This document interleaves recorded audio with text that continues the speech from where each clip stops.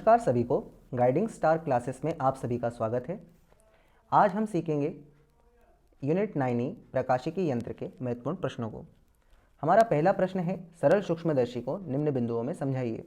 4 बिंदुओं में हमें इसे समझाना है। पहला है सिद्धांत, दूसरा है किरण आरेख और कार्यविधि, तीसरा है आवर्धन क्षमता का सूत्र और चौथा है हमारी 2 परिस्थितियाँ।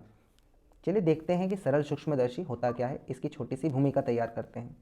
तो जैसा कि आप जिस चित्र में देख पा रहे हैं, सरल सूक्ष्मदर्शी कुछ इस प्रकार से दिखाई देता है। ये एक प्रकार का प्रकाशिक यंत्र होता है, यंत्र होता है डिवाइस। ये कार्य क्या करता है? इसका कार्य होता है कि हमारे पास में कोई अगर छोटी वस्तु रखी हुई है तो ये उसका बड़ा प्रतिबिंब बनाता है। इसकी संरचना किस प्रकार की होती है? तो संरचना देखने से आपको समझ में आ गई। तो देखिए, इसमें एक हैंडल लगा होता है और इसमें एक लोहे का फ्रेम होता है जिसके अंदर एक लेंस लगा होता है। यह लेंस क्या है? यह लेंस एक उत्तल लेंस होता है जिसकी फोकस दूरी जो होती है वो कम होती है। इसे अन्य नामों से भी जाना जाता है, जैसे कि आवर्धक कांच और रीडिंग लेंस।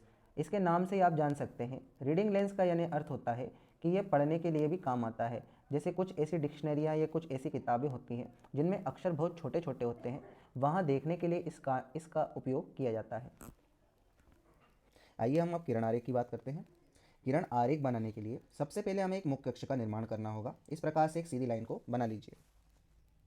इसके पश्चात हमें एक लेंस का निर्माण करना होगा जो है एक हमारा उत्तल लेंस। लेंस बनाने के लिए मुख्य अक्ष के दोनों ओर समान दूरी पर 2 बिंदुओं का निर्माण कीजिए। इसके पश्चात इन दोनों बिंदुओं को मिलाते हुए एक लेंस का निर्माण कर लीजिए। अब हमें हमारे लेंस में इसके प्रकाशिक केंद्र O व फोकस का निर्माण करना है और इस प्रकार से हम इनका निर्माण कर लेते हैं। हमारे लेंस का नाम है L। सिद्धांत के अनुसार हमें हमारी वस्तु AB को इस लेंस के प्रकाशिक केंद्र O व फोकस F के बीच में रखना है। तो देखिए, यहाँ पर हमारी वस्तु AB को हमने सिद्धांत के अनुसार प्रकाशिक केंद्र O व F के बीच में रख दिया है। अब हमारी वस्तु AB से 2 प्रकाश की किरणें चलेंगी। पहली प्रकाश की किरण प्रकाशिक केंद्र O से गुजरेगी, जो बिना किसी विचलन के सीधे निकल जाएगी। दूसरी प्रकाश की किरण हमारे लेंस के ऊपरी किनारे से टकराकर कुछ विचलन के पश्चात इस प्रकार से आगे बढ़ जाएगी। आगे जाने पर हमें प्रतीत होता है कि दोनों प्रकाश की किरणें आगे मिल नहीं रही है, मतलब कि वास्तविक प्रतिबिंब नहीं बनेगा। इसलिए हम इन दोनों किरणों को पीछे की ओर बढ़ाते हैं। इस प्रकार से डॉट डॉट या डैश करके हम पीछे बढ़ाते हैं, तो ये दोनों प्रकाश की किरणें आगे जाकर इस बिंदु पर मिलती है और इस बिंदु पर हमें हमारा आभासी प्रतिबिंब प्राप्त होगा। हम इस बिंदु को A1 नाम दे देते हैं और इस A1 बिंदु से एक लंब रेखा मुख्य अक्ष पर डाल देते हैं। यही A1 B1 हमारा आभासी प्रतिबिंब है। अब यहाँ पर हमने सिद्धांत से पढ़ा था, ये प्रतीत भी होता है कि हमारा ये जो A1 B1 प्रतिबिंब है ना, ये वस्तु AB से कैसा है? बड़ा है। दूसरा, ये हमारा प्रतिबिंब AB की तुलना में सीधा बना है, ये वस्तु की ओर ही बना है और ये कैसा प्रतिबिंब है? आभासी प्रतिबिंब है। इस प्रकार से हमारे प्रतिबिंब का निर्माण होता है। यह प्रतिबिंब स्पष्ट दृष्टि की न्यूनतम दूरी d की दूरी पर बना है। इस प्रकार से हमारा किरण आरेख संपन्न होता है। अब हम आएंगे आवर्धन क्षमता के सूत्र M के लिए। चलिए आइए हम सूक्ष्मदर्शी की आवर्धन क्षमता के लिए कार्य करते हैं। हम जानते हैं कि सूक्ष्मदर्शी की आवर्धन क्षमता बराबर होता है प्रतिबिंब द्वारा नेत्र पर अंतरित कोण बटे स्पष्ट दृष्टि की न्यूनतम दूरी पर स्थित वस्तु द्वारा नेत्र पर अंतरित कोण। आइए हम जरा चित्र में देख लेते हैं कि हमारे प्रतिबिंब द्वारा कितना कोण बनाया जा रहा है। तो देखिए, ये है हमारा प्रतिबिंब A1 B1 और इसके द्वारा प्रकाशिक केंद्र O पर बीटा कोण बनाया जाता है। ये है हमारी वस्तु AB। माना जाता है कि ये AB वस्तु A2 B1 के बराबर है, तो ये दोनों की ऊंचाई एक समान है, तो हम A2 B1 को भी वस्तु मान सकते हैं। A2 B1 के द्वारा बनाया गया कोण अल्फा है, जिसे हम वस्तु द्वारा बनाए गए कोण के बराबर मान सकते हैं। आइए, तो प्रतिबिंब द्वारा नेत्र पर अंतरित कोण के लिए हम रख देंगे बीटा और स्पष्ट दृष्टि की न्यूनतम दूरी पर स्थित वस्तु द्वारा नेत्र पर अंतरित कोण को रखेंगे अल्फा। अब चूँकि अल्फ़ा और बीटा के मान बहुत ज़्यादा कम हैं, इसलिए हम अल्फ़ा को लगभग 10 अल्फ़ा तथा बीटा को 10 बीटा के बराबर मान सकते हैं और इनका वैल्यू हम सूत्र में रख देते हैं। तो बीटा की जगह हमने रख दिया है 10 बीटा, अल्फ़ा की जगह हमने रख दिया है 10 अल्फ़ा और इसे हम समीकरण 1 नाम दे देते हैं। आइए अब हम 10 अल्फ़ा और 10 बीटा के मान के लिए कार्य करें। आइए अब हम 10 अल्फ़ा और 10 बीटा के लिए कार्य करें। जैसा कि आप चित्र में देख सकते हैं कि अल्फ़ा कोण हमारे इस त्रिभुज A2 B1 O में बन रहा है तथा बीटा कोण A2B1O में बन रहा है। इन दोनों चित्रों को मैंने, दोनों त्रिभुजों को एक छोटे चित्र में यहाँ बना दिया है।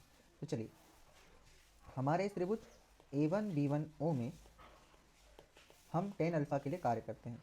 तो tan अल्फा बराबर होता है लंब बटे आधार। अतः यहाँ रखेंगे A2B1 बटे में OB1, क्योंकि इसकी लंब भुजा A2B1 है व आधार भुजा OB1 है। आगे हम इसके लिए कार्य करते हैं। तो A2B1 बराबर होगा हमारे AB के लिए, तथा OB1 की जगह OB1 हम रख देते हैं। इसी प्रकार tan बीटा के लिए हम कार्य करते हैं। तो देखिए, हमारा त्रिभुज है A1B1O में tan बीटा बराबर लंब भुजा है हमारी A1B1 और आधार भुजा है OB1। अब चूंकि मान सकते हैं कि हमारा त्रिभुज A1B1O समरूप है हमारे त्रिभुज ABO के, तब इसकी भुजा जो A1B1 है ना, ये वाली भुजा, ये AB के बराबर होगी, तथा ये बड़े वाले त्रिभुज की OB1 भुजा छोटे त्रिभुज की OB भुजा के बराबर होगी। तो इसके मान हम रख देते हैं। तो AB बराबर है AB1 के हैं, तथा OB1 की जगह हम OB रख देते हैं। अब इस प्रकार से tan अल्फा और tan बीटा के हमारे मान आ चुके हैं। अब हम इन्हें अपने समीकरण 1 में रखकर इसे हल करने का प्रयास करते हैं। चलिए आइए, समीकरण 1 में tan अल्फा व tan बीटा के मान हम रख देते हैं। जैसा कि हम जानते हैं, tan बीटा के लिए हमने मान लेके आए हैं AB बटे OB, तथा tan अल्फा के लिए मान लेके आए हैं AB बटे OB1। तो यहाँ पर हम मान रखते हैं। तो m बराबर हो जाएगा tan बीटा के लिए AB बटे में OB, तथा tan अल्फा के लिए हम रखेंगे AB बटे में OB1।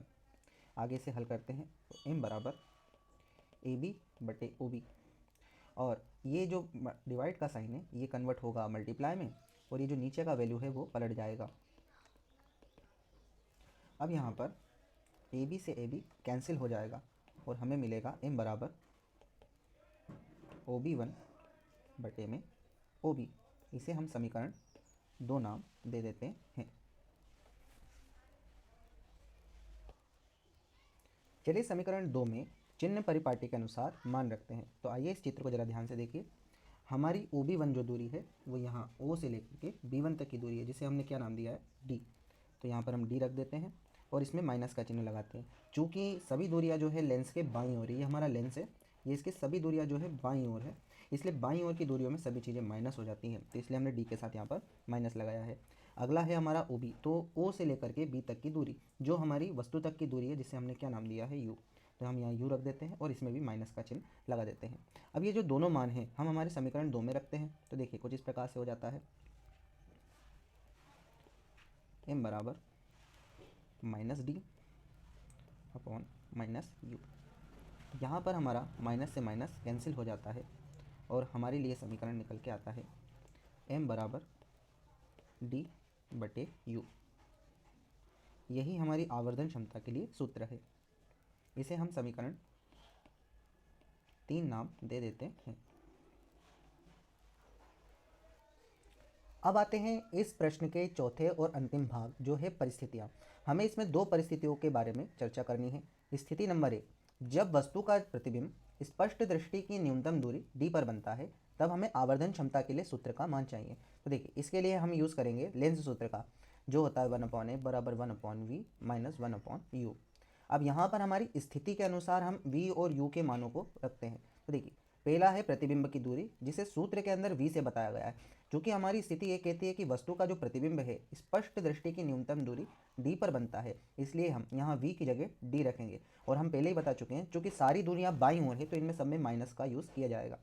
दूसरा है हमारी u यानी होता है वस्तु की दूरी। तो यहाँ पर हमने इसकी जगह u को ही लिया है, माइनस का चिन्ह बाईं ओर होने के कारण लगा दिया है।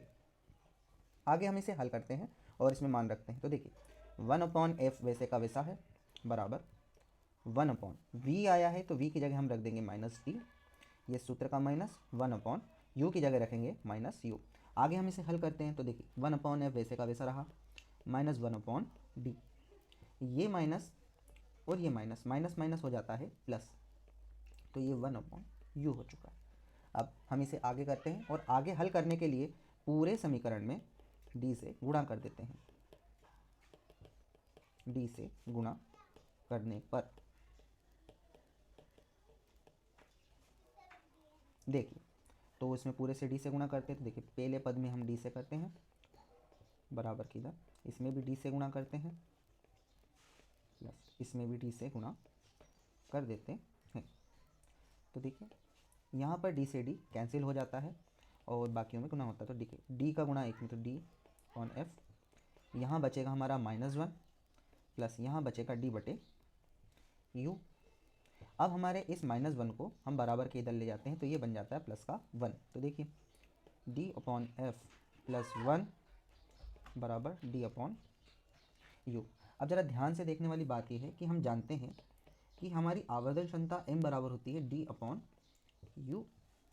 तो यहाँ पर ये जो डी अपॉन यू आया है, इसकी जगह हम m रख देते हैं और हमारा ये परिस्थिति कंप्लीट होता है। देखिए कुछ इस प्रकार से डी अपॉन एफ प्लस 1 बराबर m, वैसे थोड़ा जमा कर लिखे तो m बराबर 1 प्लस डी अपॉन एफ। यही स्थिति 1 में हमारी आवर्धन क्षमता का सूत्र है। आइए हम स्थिति 2 पर चर्चा करते हैं। स्थिति 2 कहती है कि जब हमारा प्रतिबिंब अनंत पर बनता है, तब इस पोजीशन में हमें एक की पॉइंट याद रखना है जो आगे के प्रश्नों में भी हमें बहुत काम आएगा, कि यदि वस्तु अनंत पर रखी जाती है तो उसका प्रतिबिंब फोकस पर बनता है। उसी प्रकार यदि वस्तु फोकस पे रखी है ना, तो उसका प्रतिबिंब अनंत पर बनता है। मतलब दोनों एक दूसरे के अपोजिट काम करते हैं। तो देखिए इस कंडीशन में ये होगा कि हमारा जो समीकरण 3 था ना, m बराबर डी अपॉन यू, यहाँ पर हम u बराबर क्या रखेंगे, वस्तु की जो दूरी होती है ना u, इसकी जगह हम रख देंगे, चूँकि प्रतिबिंब अनंत पर बन रहा है तो हम इसकी जगह रखेंगे फोकस दूरी f को। तो इस प्रकार से हमारा समीकरण कुछ इस प्रकार बनेगा, m बराबर d अपॉन यू की जगह रख देंगे f। और इस प्रकार से हमारी चौथी परिस्थिति भी खत्म हो जाती है और दूसरी परिस्थिति भी हमने कंप्लीट कर ली है। इस प्रकार से यह प्रश्न पूर्ण रूप से समाप्त होता है। So thank you for watching. Video कैसा लगा कमेंट सेक्शन में अपनी राय ज़रूर देना। और एक और सलाह, कम से कम इस वीडियो को 3 बार जरूर देखें, अगर समझ में नहीं आया 3 बार इसको अपनी रफ कॉपी में प्रश्नों को करके देखें। Thank you for watching.